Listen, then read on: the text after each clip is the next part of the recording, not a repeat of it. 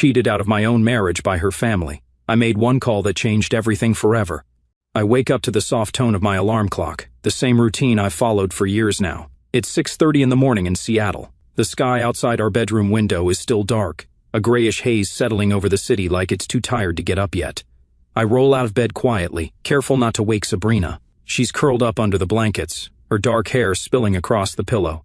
10 years of marriage, and I still catch myself staring at her sometimes, wondering how we got here. My name's Caleb Roy, 36 years old, and a senior systems analyst at a tech firm downtown. It's a good job, steady, pays the bills, and keeps the lights on in this modest 2-bedroom house we bought 6 years ago. People say I'm dependable, the kind of guy you can count on, soft-spoken, maybe a little too reserved. But I've always liked things calm, predictable.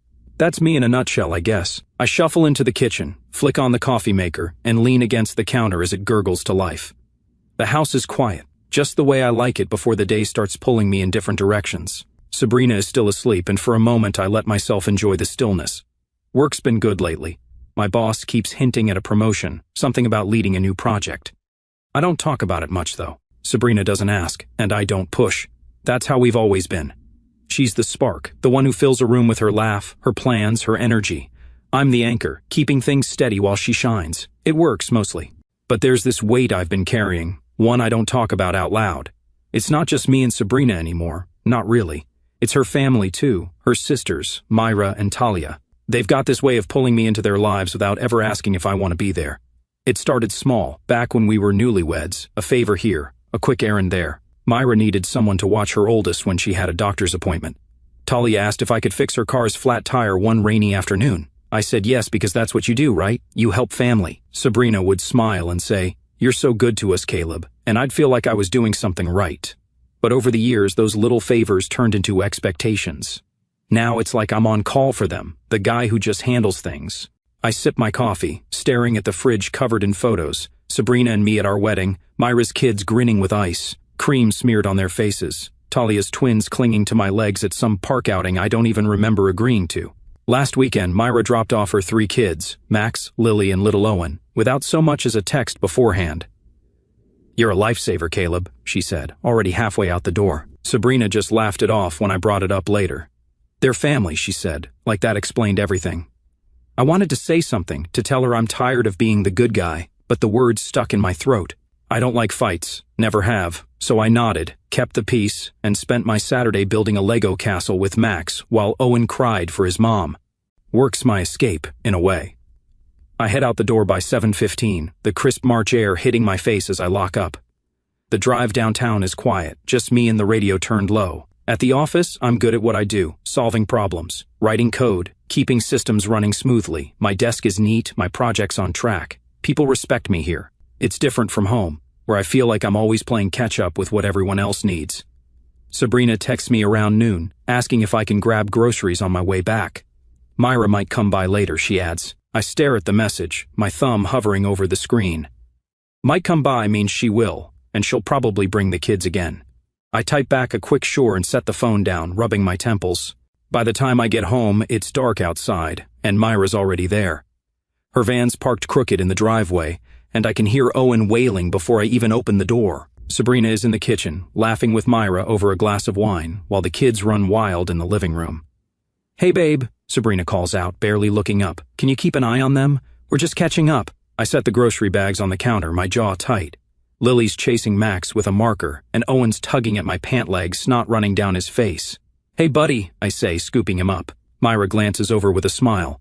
"You're so good with them, Caleb, thanks for this." I nod, but inside I'm screaming. Good with them? Thanks for this? It's not a compliment, it's a leash. I spend the next hour wrangling the kids, getting them settled with a movie while Sabrina and Myra talk about some drama with Talia's husband. I'm half listening, wiping Owen's nose, when Myra says, "You're like the brother we never had, Caleb." Sabrina laughs, and I force a smile. Brother, uncle, babysitter, I don't even know what I am to them anymore. Later, when Myra's gone and the house is quiet again, Sabrina kisses my cheek and says, "You're the best, you know that?" I want to believe her. I want to feel like this life we've built is enough. But as I lie in bed that night, staring at the ceiling, I can't shake the feeling that I'm slipping away, piece by piece, into a role I never signed up for, and I don't know how to stop it. Not yet. I'm sitting in my office chair, the hum of the tech firm buzzing around me, but my mind's drifting back to how it all began. It's a quiet Tuesday in March, and I've got a stack of reports to finish, but instead, I'm staring out the window at the Seattle skyline, gray and damp like always. My name's Caleb Roy, 36, and I've been married to Sabrina for a decade now. 10 years. It sounds like a milestone, something to celebrate, and it was at first. I remember our wedding day, her in that white dress, smiling at me like I was the only guy in the world. Back then, it was just us, two people figuring out life together. But somewhere along the way, it stopped being just us. It became me, Sabrina, and her whole family, Myra, Talia, and all their baggage. I didn't see it coming, not at the start. It crept up slow, like a tide I didn't notice until I was knee-deep. It started innocent enough. Sabrina and I had been married maybe 6 months when Myra called one Saturday morning. She sounded flustered, said her ex, Brandon, had bailed on watching their oldest, Lily, and she had a job interview she couldn't miss. "Can you take her for a couple hours, Caleb?" she asked, her voice all sweet and desperate. I looked over at Sabrina, who was still in her pajamas, sipping coffee on the couch. She shrugged and said, "Why not? It's just Lily." So I said yes. Lily showed up with a little backpack and a shy smile, and I spent the day playing board games with her while Sabrina ran errands. Myra picked her up later, gushing, "You're a lifesaver, Caleb. Seriously, thank you." I felt good about it, like I'd done something noble. Sabrina kissed me that night and said, "You're so sweet to help out." I liked that, being the guy who could step up. But that one yes turned into a habit I couldn't break. A couple months later, Talia called. She and her husband, Jared, had twins, barely a year old, and they were swamped. "Can you grab some groceries for us?" she asked. "Jared's working late, and I'm stuck with the babies." I didn't even think about saying no. I drove to the store, picked up milk, diapers, bread, whatever was on her list, and dropped it off at their cramped apartment across town. Talia hugged me at the door, the twins screaming in the background. "You're the best, Caleb," she said. Sabrina beamed when I told her about it later. "They're family," she said, like it was the most natural thing in the world, and I guess it was, back then. I wanted to fit in, to be part of her world. Saying yes felt like the right thing to do. Years passed, and those favors piled up like bricks. Myra's kids, Lily, Max, and Owen, started showing up at our house more often. Brandon was unreliable, always had been, and Myra leaned on me like I was some kind of stand-in dad. "Can you watch them for the afternoon?" she'd ask, already unloading their stuff before I could answer. Talia wasn't much better.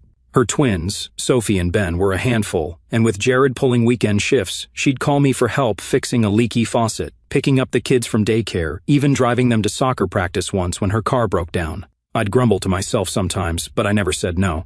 Sabrina would just laugh it off. "You're so patient," she'd say, like it was a badge of honor. Patient, reliable, that's what they all called me. But deep down, I started wondering, when did I sign up for this? I lean back in my chair now, rubbing my eyes. The office is quiet, just the sound of keyboards clicking around me. I think about those early days, how I let myself get pulled into their orbit. It wasn't like they forced me. I could have said no, could have drawn a line, but I didn't. I wanted Sabrina to be happy, and her sisters were part of the package. Every time I helped, they'd praise me, tell me how great I was. "You're like a second parent to them," Myra said once, after I spent a whole Sunday building a fort with her kids in our backyard. Sabrina nodded along, smiling. "He really is," she said. I didn't argue. Didn't tell them I never wanted that role. I just kept going, saying yes because it was easier than fighting. Looking back, I can see the shift. It wasn't just favors anymore. It was expectations. If Myra had a work emergency, I was the first call. If Talia needed a break, she dropped the twins off without asking. Our house turned into a revolving door of kids and chaos, and I was the one holding it together.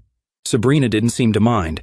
She'd chat with her sisters, sipping tea or wine, while I chased toddlers and cleaned up spills. "They need us," she'd say if I ever hinted at being tired. "Don't make a fuss, Caleb. It's what family does." I'd bite my tongue, nod, and keep going. But in the quiet moments, like now, alone at my desk, I'd feel this ache. I wanted boundaries, some space that was just mine. I wanted to say no without feeling like I was letting everyone down. The clock hits 5 in the evening and I pack up my laptop.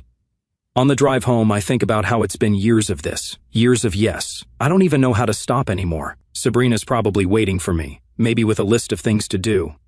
Myra might show up again, kids in tow. Talia might call. And I'll say yes because that's who I am to them, the helpful one, the guy who doesn't complain. But as I pull into our driveway, the house glowing warm against the rainy night, I feel that weight again. It's heavier now, pressing on my chest. I don't know how much longer I can carry it, Not forever, that's for sure. I'm sitting at my desk, the glow of my computer screen casting shadows across the room.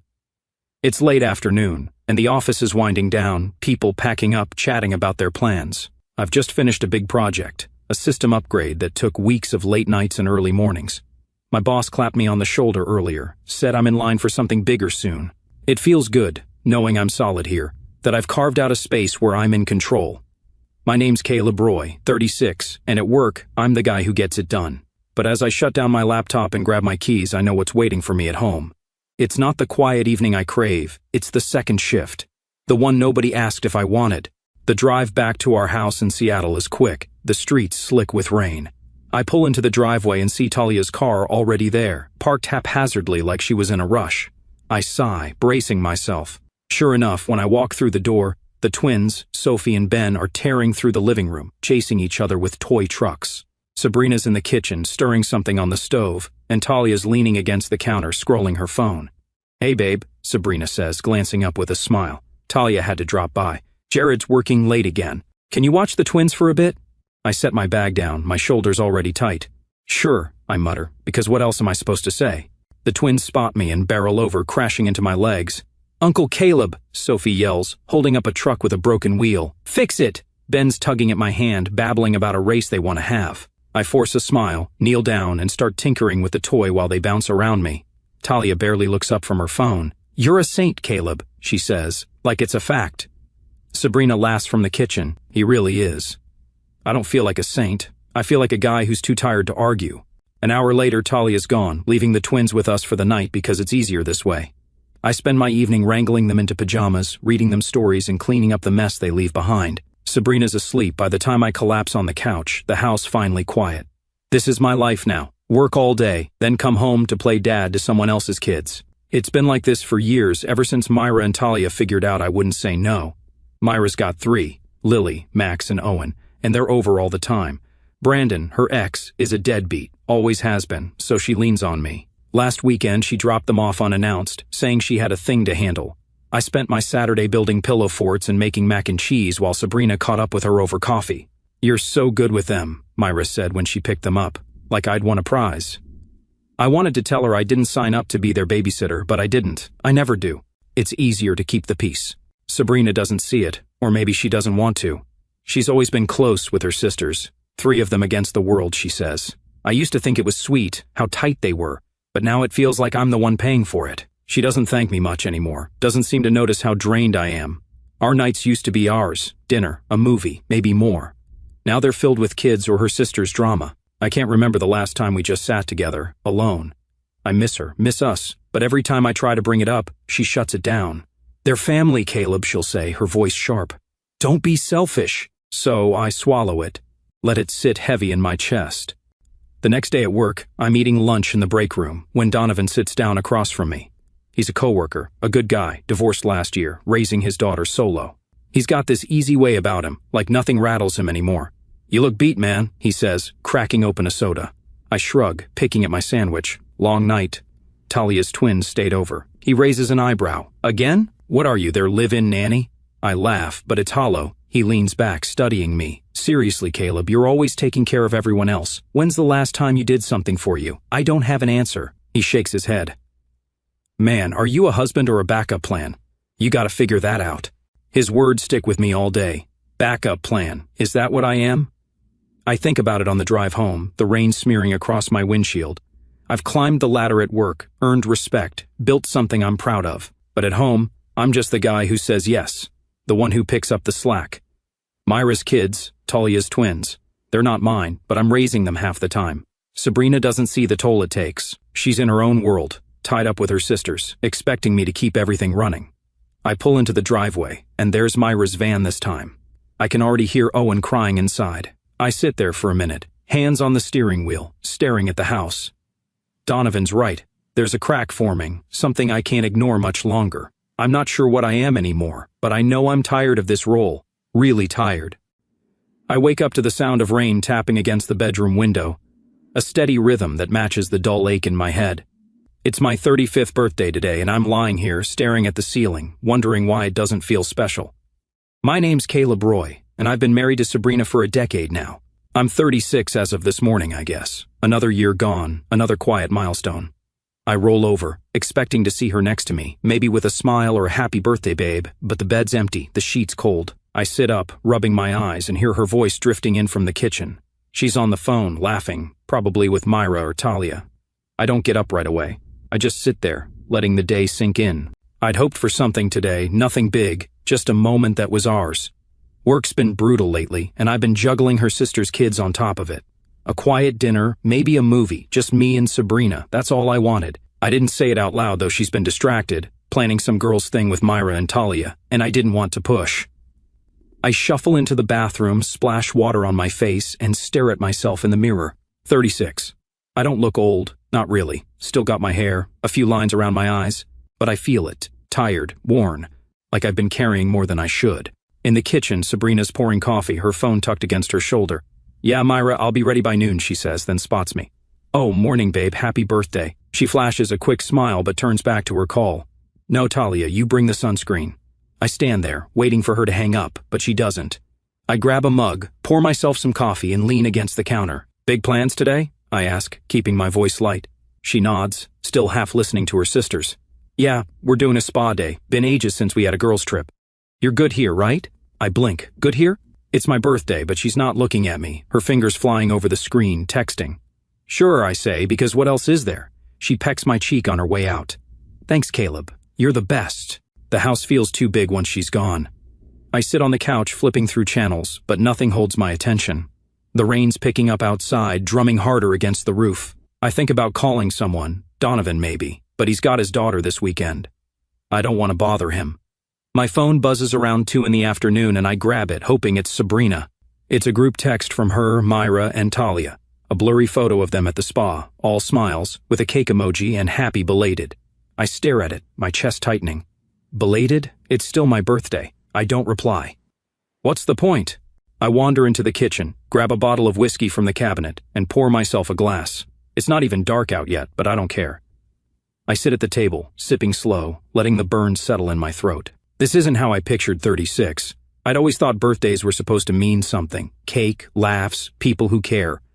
Last year, Myra's kids were here, and we made a mess with cupcakes. Sabrina had hugged me then, said, "You're the best uncle." But today there's nothing. No kids, no wife, no noise, just me, this bottle, and a house that feels like it's mocking me. I think about the years I've let slip by. I wanted things. Still do. Travel, maybe to Europe or Japan, places I've only seen in pictures. Writing, too. I used to scribble stories in notebooks, back before life got so full of everyone else's needs. And kids of our own. Sabrina and I talked about it early on, how we'd raise them together, how I'd teach them to build things like my dad taught me. But those dreams got buried under diapers, errands, and her sister's endless needs. I take another sip, the whiskey warming my gut. I've been on hold, waiting for a life that never starts while Sabrina's out there living hers. The clock ticks past 6 in the evening, no calls, no texts, just that one stupid message with the cake emoji. I get up, pace the living room, then sit back down.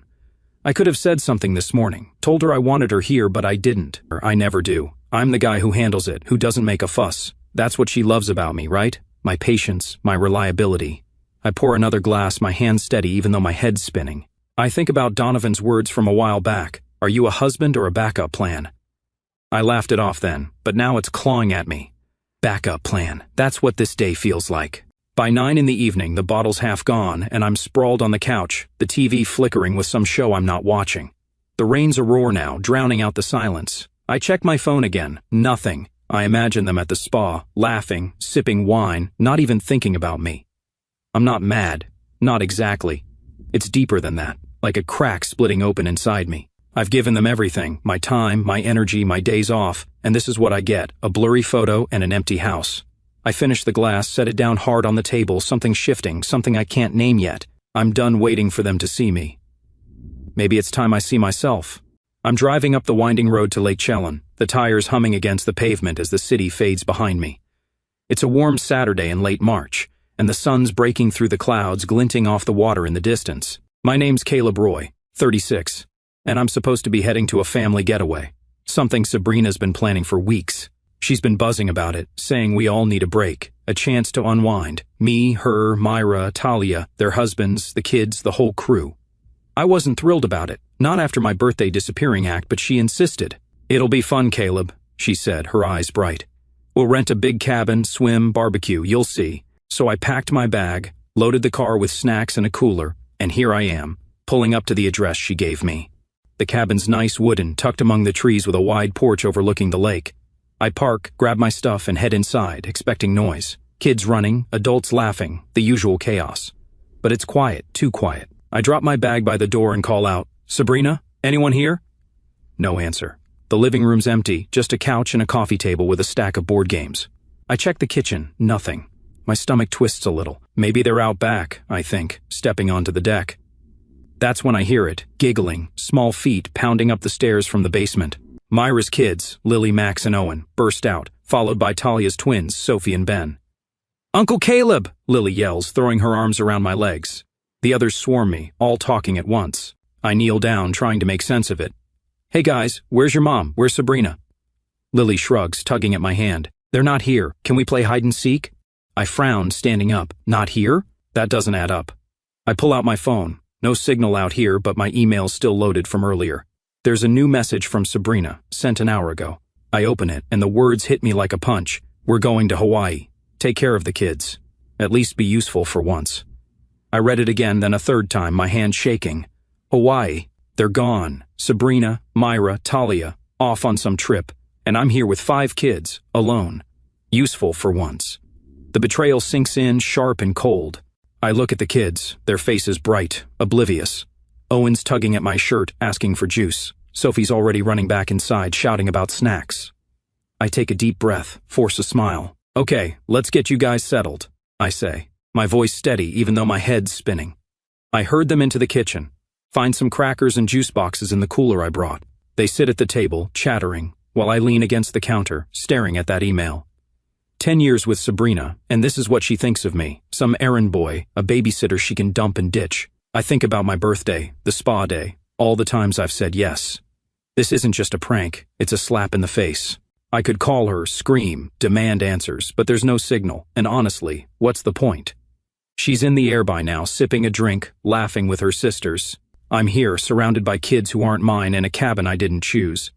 I pour Owen another juice, wipe Max's sticky hands, and try to think. They didn't even pack much for the kids, just a couple bags with clothes and toys, dumped by the door. No note, no plan, just that email. I sit down with them, playing along as Lily tells me about a fish she saw in the lake earlier. "Can we catch it, Uncle Caleb?" she asks. I nod, distracted. "Maybe tomorrow, kiddo." The day drags on. I take them outside, let them run around the yard while I sit on the porch, watching the lake's calm, reflecting the trees.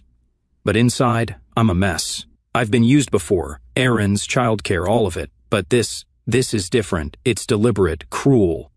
Sabrina's words echo in my head, "At least be useful." I've spent years being useful, bending over backward for her family, and this is my reward. The kids are fine, happy even, but they're not my responsibility. Not like this. I think about driving them back to Seattle, dropping them at Myra's or Talia's place, but I don't even know where their dads are. Brandon's useless, and Jared's probably working. I'm stuck. By evening, they're winding down. I make sandwiches from what I brought, set up a movie on my laptop, some cartoon they all agree on. They pile onto the couch giggling, while I sit in a chair, staring at the screen but not seeing it. My mind's racing. This isn't just about today, it's everything. The years of yes, the weight I've carried, the life I've let slip away. I've been a doormat, and they've walked all over me. But this time, it's too much. I can feel something breaking, something final. As the kids drift off, sprawled across the cushions, I make a decision. I'm done, not just with this trip, but with all of it. They've pushed me too far, and I'm not going back. I'm sitting on the edge of the couch in this Lake Chelan cabin, the kids sprawled out around me, fast asleep, the cartoon still playing on my laptop, a loop of bright colors and silly voices. But I'm not watching it. My name's Caleb Roy, 36, and I've just been hit with the kind of betrayal that doesn't fade with a good night's sleep. Sabrina's email is burned into my head. "We're going to Hawaii. Take care of the kids. At least be useful for once." It's past midnight now, the lake outside dark and still, and I'm staring at my phone, the words replaying over and over. 5 kids, Myra's 3, Talia's twins, left with me like I'm some hired nanny. No warning, no discussion. Just a middle finger in the form of a plane ticket they didn't buy me.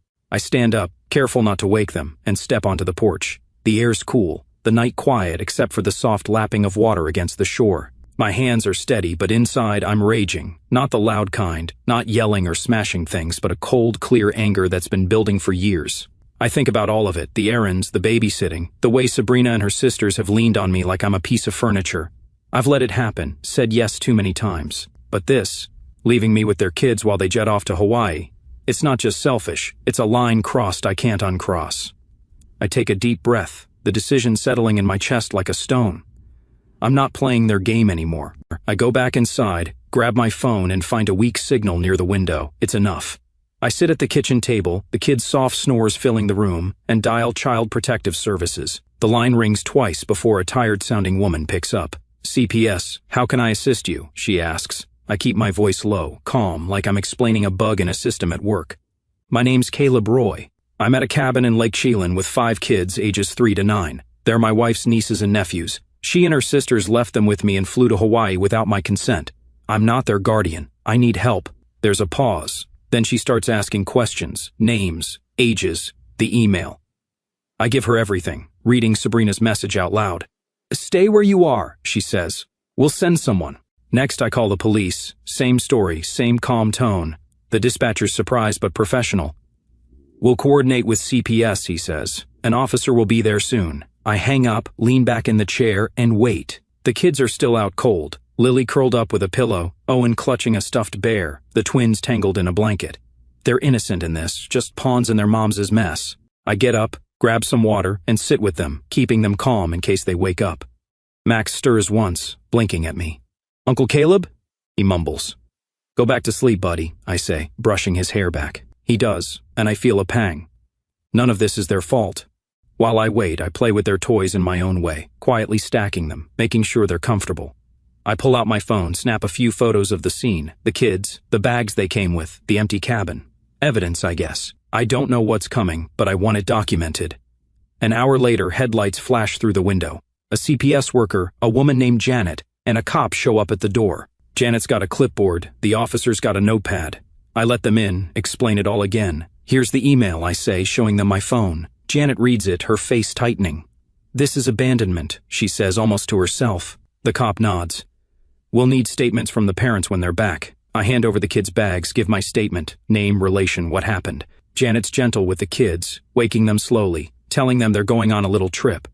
They're groggy, confused, but they trust her. I help pack their stuff, my hands moving on autopilot. Owen clings to my leg and I kneel down, give him a quick hug. You'll be okay, I tell him. It's all I can say. Once they're loaded into Janet's van, the cop shakes my hand. You did the right thing, he says. I nod, but I don't feel heroic, just empty. Back inside, I grab my bag and sit at the table, pulling up the group chat with Sabrina, Myra, and Talia. My fingers hover over the keys, then I type. The kids were left unsupervised. Authorities have been contacted. Do not reach out to me again.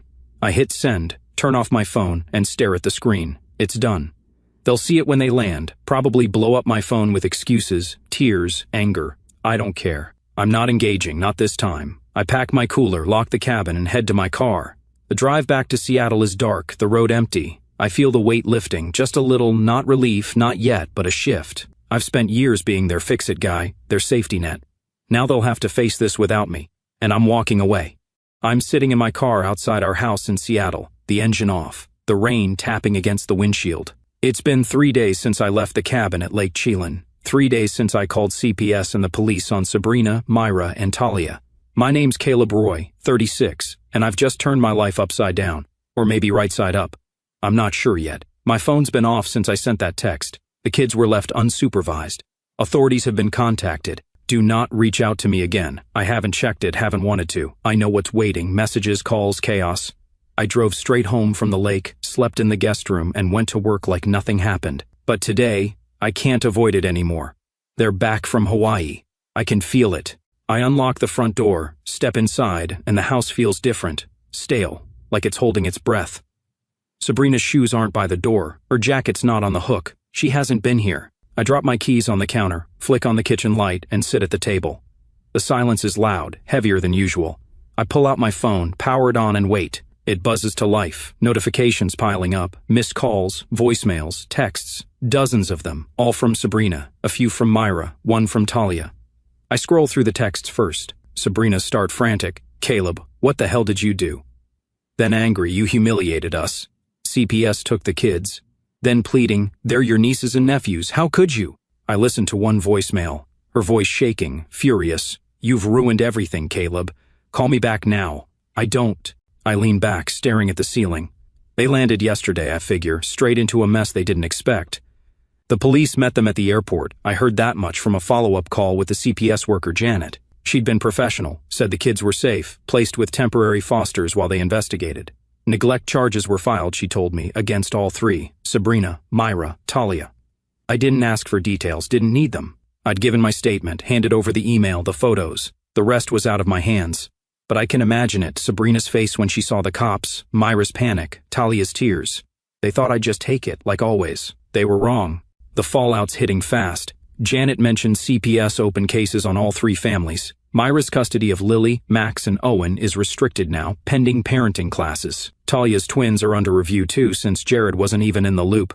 Sabrina's got no kids of her own, but she's tangled in it. Abandonment, negligence, whatever the legal terms are. I don't know the full scope, don't want to. I just know her perfect image is cracking. She's always been the golden sister, the one who holds it together. HR manager, PTA mom to her nieces and nephews, the glue for Myra and Talia. Now that's gone. I heard from Donovan at work, his ex knows someone at Sabrina's company. Word's spreading, her boss isn't happy. I get up, grab a beer from the fridge, and sit on the couch. The house feels like a museum, photos on the walls, memories of a life I don't fit into anymore. Sabrina's tried calling again. My phone buzzes on the table, her name flashing. I let it ring. She'll probably show up soon, banging on the door, demanding I fix this. But I'm not fixing anything, not this time. The doorbell rings an hour later. I don't move. It rings again, then there's pounding. Caleb, open the door. It's Sabrina. I stay put, staring at the TV I haven't turned on. She yells for a while. Accusations, sobs, the works. You're throwing us under the bus after everything we've been through. I hear her voice crack, but I don't budge. Eventually, she stops and I hear her car peel out. I finish the beer, toss the bottle, and lie back. She's wrong. It's not me throwing them under anything. They did this. They left their kids, left me, thinking I'd just roll over. I didn't. The next day at work, I keep my head down. Donovan corners me at lunch, eyes wide. Heard about the Hawaii stunt. You okay, man? I nod, picking at my food. Yeah, it's over. He grins, slaps my shoulder. Good for you. About time you stood up. I don't feel victorious, just tired. But he's right. The aftershocks are still coming. Legal battles, family fallout, Sabrina's career wobbling.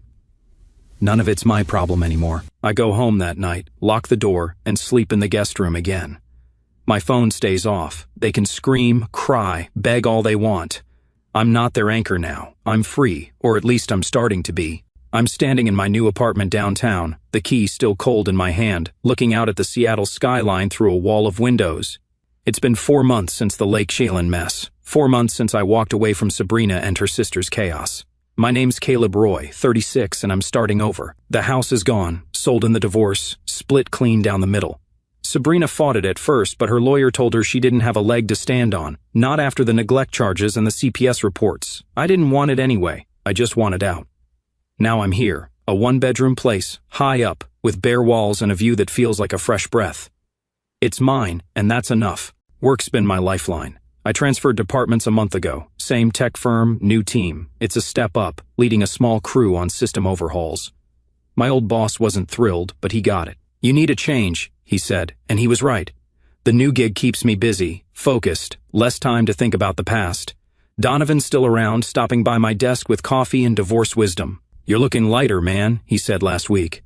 I shrugged, but he's not wrong. The weight's lifting, slow but sure. I'm not the guy who says yes to everything anymore. I'm figuring out who I am without that. Outside work, I've been trying new things. A coworker mentioned writing groups, said they meet up downtown. I'd always liked writing, used to fill notebooks with stories before life got too loud. So I went, nervous as hell, clutching a beat-up journal. That's where I met Juno. She's the one running it, tall, wild hair, a laugh that cuts through the room. She's a novelist, self-published, with a way of talking that pulls you in. First night she read something she wrote, sharp, raw, about breaking free. It hit me hard. Afterward she came over, asked what I was working on. Nothing yet, I said, sheepish. She grinned. Start. You've got something to say, I can tell. I did, scribbled a page about being the reliable one, how it ate me alive. She read it, nodded. Keep going, this is real. That was 2 months ago. Now I'm at the group every week, filling pages with stuff I didn't know I had in me. Emotional labor, family traps, the slow grind of giving too much. Juno pushes me, not gentle but not mean either. "Stop living for them," she said once, tapping my notebook. "Write for you." I took it online, posted an essay on a blog I started, just to see. It blew up. Hundreds of shares, comments from people who got it. "I've been there," they wrote. "You're not alone." I stared at my screen, stunned.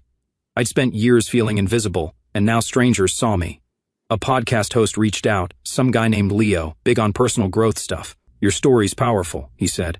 "Come talk about it." I did. Last week, my first interview, voice shaking but steady by the end. It aired yesterday. Donovan texted me, "Heard you, man, damn proud." I'm sitting on my couch now, a cheap one I bought secondhand, sipping coffee instead of whiskey. The apartment's still sparse, just a bed, a table, this couch, but it's mine. No kids' toys, no sisters dropping by unannounced. My phone buzzes. Sabrina again. She still texts sometimes, less angry now, more desperate. I don't answer. The divorce isn't final yet, but it's close. She's got her own mess, CPS classes, a demotion at work. Myra and Talia leaning on her harder than ever. I don't know the details, don't care to. I'm out of their orbit. I think about that email, at least be useful, and how it broke something in me. But it built something too. I'm not useful now, I'm me. Juno's been a surprise. She's not like Sabrina, doesn't need me to fix anything, doesn't lean. She's just there, challenging me, laughing at my bad jokes. Last week, she dragged me to a poetry reading, me in a room full of artsy types, feeling out of place. She nudged me after. "You fit more than you think." I'm not sure about that, but I like how she sees me, not a crutch, just a guy. We've been hanging out more, coffee, walks by the water. It's light, easy, nothing heavy yet. I'm not rushing, I've got time. I grab my laptop, open the blog. Another essay's half done, about saying no, how it's not selfish, how it's survival. I type, the words flowing faster now. Juno's right, I've got something to say. The podcast got me thinking too. Maybe a book someday. I'm not the Caleb who hauled groceries for Talia, or built forts for Myra's kids. I'm the guy who stood up, walked away, started over. My phone buzzes again, not Sabrina this time, but a comment on the blog. Thank you. This changed how I see my life. I smile, small but real. I'm not just needed anymore, I'm seen. And that's a code I can live by. I'm sitting at my desk in the new department, the hum of the office around me like a steady pulse. It's been a year since the Lake Sheelan disaster, a year since I turned my back on Sabrina and her sister's mess. My name's Caleb Roy, 36, and I've built something solid here. New apartment, new job, new life. The divorce finalized 2 months ago, clean and quiet. Sabrina got half the house money, I got my freedom. I don't hear much from her anymore, just the occasional text, ignored, deleted. Work's good, leading my team, solving problems, feeling like I matter. Outside, the Seattle rain streaks the windows, but inside, I'm calm. That's when the intercom buzzes. "Caleb, someone's here for you," the receptionist says. My stomach drops. I know who it is before I even stand up. I walk to the lobby, and there she is, Sabrina, standing by the front desk, looking smaller than I remember. Her hair's pulled back tight, her eyes shadowed, like sleep's been dodging her. She's in a coat too thin for the weather, hands twisting together. I stop a few feet away, arms crossed. "What are you doing here?" I ask, voice flat. She looks up, startled, like she didn't expect me to sound so cold. "Caleb," she starts, stepping closer. "I needed to see you." I don't move. A year ago I'd have softened, asked what was wrong. Now I just wait. She takes a breath, and it spills out. "We need help. Things are falling apart."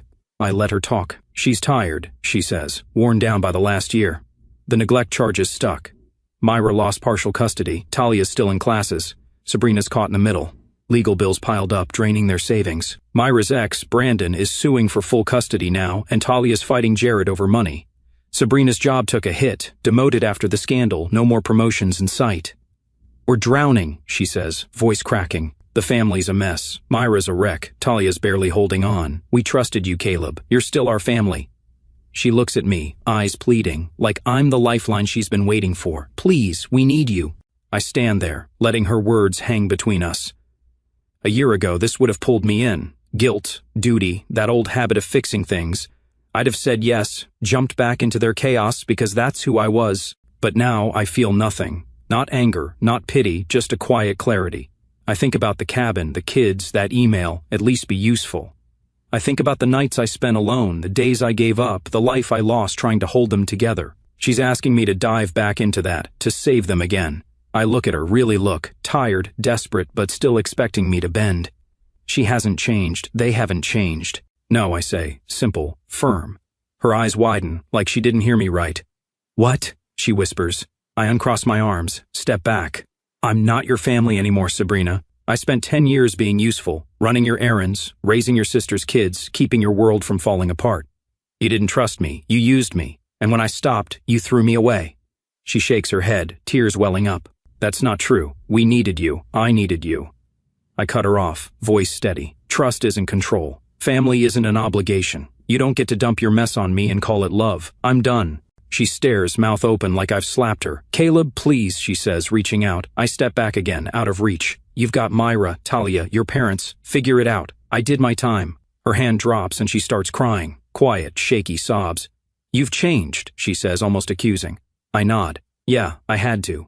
She wipes her face, tries one more time. We're falling apart without you. I look at her, calm, final. That's not my problem anymore. Goodbye, Sabrina. I turn, walk back to my desk, and don't look back. The rest of the day, I'm on autopilot, running code, answering emails, but my head's replaying it. She showed up unannounced, like old times, thinking I'd cave. A year ago, I might have, but Juno's voice echoes in my mind. Stop living for them. My blog's full of it, too. Comments from people who've been where I was, trapped by guilt, breaking free. I'm not that Caleb anymore. I clock out at 5, head home to my apartment. It's quiet, mine, just a few books, a plant Juno gave me, the city lights outside. I make coffee, sit on the couch, and let the moment settle. Sabrina's gone. They're gone. Later I open my laptop, start writing. It's about this. Her showing up, the ask, saying no. The words come easy, raw. I don't owe them anything. Not my time, not my peace. I've got my own life now. Work, writing, Juno's laugh when we grab drinks. Sabrina's tears don't pull me back, they can't. I finish the draft, save it, and lean back, sipping coffee. The rain stopped outside, the sky clearing. I feel lighter than I have in years. She left without a word, and I'm still here, free, that's all I need. I'm standing by the window in my downtown Seattle apartment, the city sprawling out below me, lights flickering against the night sky. It's been over a year since I left Sabrina and her sisters behind. Over a year since I started rebuilding from the ground up. My name's Caleb Roy, 36, 37 now, I suppose, though I didn't make a fuss about my last birthday. The air's cool tonight, and I'm holding a mug of tea, the steam curling up in lazy swirls. No whiskey anymore. That's old Caleb, the one who drowned his nights in a bottle. This is new Caleb, and I'm finally starting to know him. The apartment's small but mine, books on the shelves, a desk cluttered with notes, a life I've chosen, not one I've been handed, work steady, better than ever. I'm leading my team, running projects that matter, earning nods from the higher-ups. It's not just a job now, it's a piece of me, something I'm good at, something I control. Donovan still swings by my desk, cracking jokes, telling me I'm living the dream. He's not far off. The divorce is long done, the house sold, the money split. Sabrina's a ghost. Texts stopped months ago, and I don't check for them anymore. Myra and Talia are out of my orbit too. I heard through Donovan's ex that they're still scrambling. Legal messes, custody fights, bills piling up. I don't dig for details. That's their world, not mine. Writing's become my anchor. The blog took off, thousands of readers now, people emailing me their stories saying I've helped them see their own traps.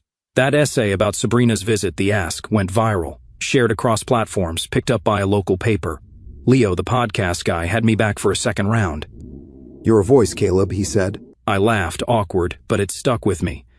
Juno's been pushing too. She's got me working on a book, a real one. We meet up at her place or mine, pages spread out, her scribbling notes in the margins. You're getting there, she says, and I believe her. It's about breaking free, saying no, finding yourself when everyone else has taken their piece. It's my story, but it's bigger now. Juno's more than a writing buddy these days. We've been dating a few months. Slow, easy, nothing forced. She's different from Sabrina, doesn't need me to carry her, just wants me around. Last weekend, we walked along the waterfront, her arm looped through mine, talking about nothing and everything. She's free-spirited, sharp, calls me out when I drift into old habits. You're not their mule anymore, she said once, half teasing, half serious. She's right. With her, it's light, coffee dates, late-night talks, her laugh filling the gaps I didn't know were there. I'm not rushing it, but I like where it's going. She sees me, not what I can do for her. My circle's small but real. Donovan's a constant, dinner at his place sometimes, his daughter drawing me pictures I stick on my fridge. The writing group's steady too, a handful of us meeting weekly, sharing drafts. They're not family, not like Sabrina's clan, but they're mine. People who get me, who don't ask for more than I want to give. I've got boundaries now, lines I didn't know I could draw. A guy at work asked me to cover his shift last month. Old Caleb would have said yes, no questions. New Caleb said, "Sorry, I've got plans," and I did. Writing, a quiet night in. It felt good. That no is power, not guilt. I sip my tea, the warmth spreading through me. The skyline's beautiful tonight, crisp, alive. I think about how far I've come. A year ago, I was at that cabin, reeling from Sabrina's email, calling CPS, walking away. It was the hardest thing I'd ever done, but it saved me. I was drowning in their needs, kids, errands, endless favors, until I wasn't. Now I'm here, standing in my own space, living my own life. My phone buzzes on the table, a text from Myra, first in months. "Caleb, I'm sorry," it says, nothing else. I stare at it, waiting for the old pull, guilt, duty. It doesn't come. I set the phone down, don't reply. She's too late. I'm not their fix anymore. I grab my laptop, settle on the couch, and open a new document. Words flow about this moment, the tea, the city, the me I found. Saying no saved my life. I type, "I thought being reliable was love, but real love doesn't use you up." I pause, read it back. It's true. Sabrina's love was a leash, Myra's and Talia's too. Juno's different, open, free. I keep writing, the page filling fast. This is my story, my ending, not theirs. I finish, save it, and lean back, the mug warm in my hands. The city hums outside, and I smile, small, real. I'm finally me, and that's more than enough.